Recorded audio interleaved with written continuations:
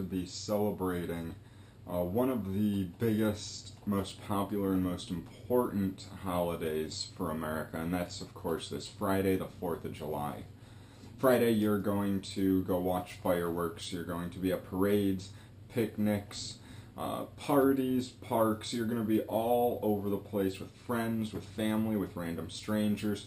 Basically, you're going to be surrounding yourself with people, if you're the average American, for a good part of the entire day and even late into the evening.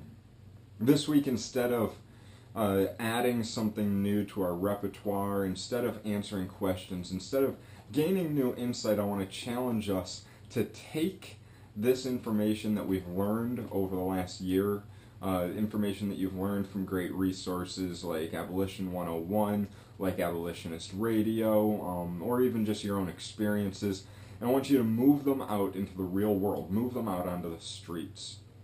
And so this 4th of July, I want to challenge you to take the 4 for the 4th challenge. It's very simple, anybody can do it, and to be honest, there's no excuse not to. You see, every year we celebrate this great holiday, and people are going to be running around talking about freedom and Go America and all of these things. But we want to ask the world, do we really understand what the 4th of July is about? You see, the 4th of July is about us celebrating our independence from a tyrant nation. It's our celebrating independence from another nation that wanted to take control over us and give us no freedoms to ourselves. They literally wanted their own slave colonies here in the Americas, and they could do their own thing over in England. We stated in some of the first documents produced by the American government these very words, that we find these truths to be self-evident, that all men are created equal, endowed by their Creator with life, liberty, and the pursuit of happiness. These are called inalienable rights. But here in America, we recognize that life, liberty, and pursuit of happiness have been removed. They've been revoked to over 56 million Americans.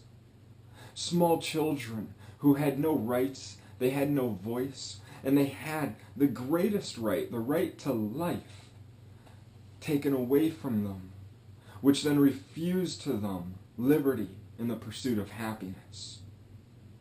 And the American people are going to celebrate, and I believe that it's right for them to celebrate.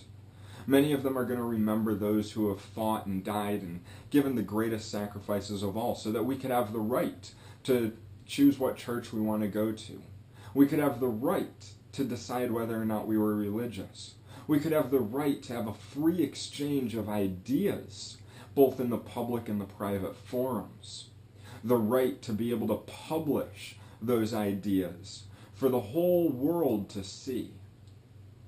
The right to be able to protect our families, to be able to hunt and fish. The right to be able to plant our own gardens. We were given these rights by men who sacrificed, and it was a good thing. But in the meantime, we forget about those who do not have those rights.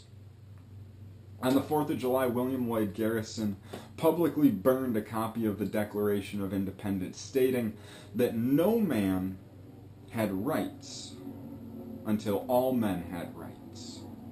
He called it a despicable document. He called it hypocrisy for the American people to celebrate freedom while stealing freedom from hundreds of thousands of African slaves. He made a bold statement. And I'm not asking you to make such a bold one. I don't want you to go onto your local street corner and burn copies of the Constitution or burn a flag or do something crazy like that. I don't believe that's necessary. But what I do challenge you to do is to act out those rights that were given to you.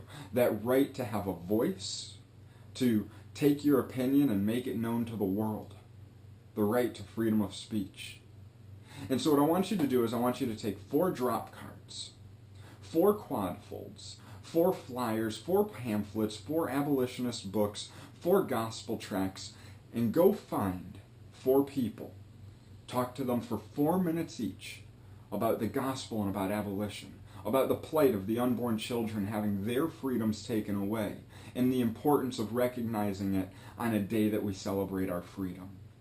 Now again, this shouldn't be very difficult for you if you don't find yourself in contact with 4 people over the course of the 4th of July. You're more antisocial than I am, and that's saying a lot. But it's a very simple task. 4 friends, 4 family members, 4 random strangers, the guy sitting next to you at the parade, or the young couple laying on a blanket watching fireworks, or somebody at the grocery store while you're going and picking up some extra hot dog buns because you ran out. Just find 4 people on the 4th of July. Spend 4 minutes talking to them. That is 16 minutes total out of a 24-hour day. I challenge you to do this, not only because it's an important day to be discussing this topic. In fact, I believe that it's a day that the topic must be discussed, that people must be made aware of the human rights violations that are going on legally in this country, but also because it's a good day, it's an easy day, a relaxed opportunity for you to stretch your muscles, to get out there and to exercise that voice, to become more emboldened, more impassioned, and more confident in your own ability to take the things that we've trained here, to take the ideas that we discuss on the internet or in our Abolitionist Society meetings, and to go out into the world and just affect the lives of 4 people in your own local community.